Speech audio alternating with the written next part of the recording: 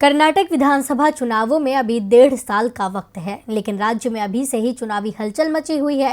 कांग्रेस और जेडीएस करीब आ रही हैं, जिससे बीजेपी की मुश्किलें पहले से ही बढ़ी हुई हैं।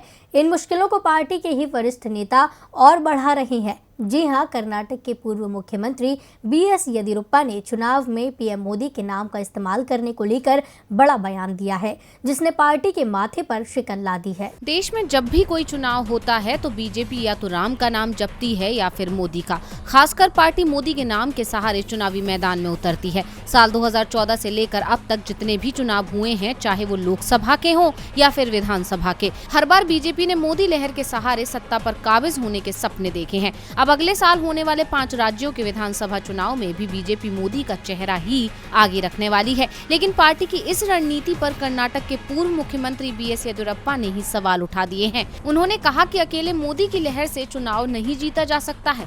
खास तौर पर कर्नाटक में बीजेपी मोदी के नाम पर नहीं जीत सकती। दरअसल बीते दिन दावणगेरे में वो कार्यकर्ताओं को संबोधित कर रहे थे। इस दौरान उन्होंने अपनी पार्टी के सहयोगियों को आगाह करते हुए कहा था कि इस भ्रम में बिल्कुल भी नहीं रहें कि हम सभी चुनाव पीएम मोदी का नाम इस्तेमाल करके जीत सकते हैं। हो सकता है कि लोकसभा चुनाव में वोट मिल जाए और जीतना आसान हो जाए, लेकिन कर्नाटक में उनके नाम पर निर्भर नहीं रहा जा सकता है। इसके साथ ही उन्होंने कहा था कि हमें लोगों के पास विकास कार्यों को लेकर जाना होगा।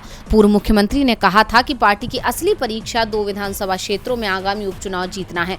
चुनावों में जीत सुनिश्चित करने के लिए पार्टी को मजबूत किया जाना चाहिए। ये बयान देकर येदियुरप्पा ने मोदी के मैजिक पर भी सवाल उठा दिए, जिसे लेकर बीजेपी उनसे खफा है। पार्टी के सूत्रों ने कहा कि इस बारे में आलाकमान को अवगत करा दिया गया है, वो इस पर फैसला लेंगे। अब बीजेपी तो येदियुरप्पा पर एक्शन लेने की तैयारी में है, लेकिन सवाल तो उठना लाजमी है कि क्या अब बीजेपी नेताओं को ही मोदी पर भरोसा नहीं रहा। डीवी लाइव की रिपोर्ट।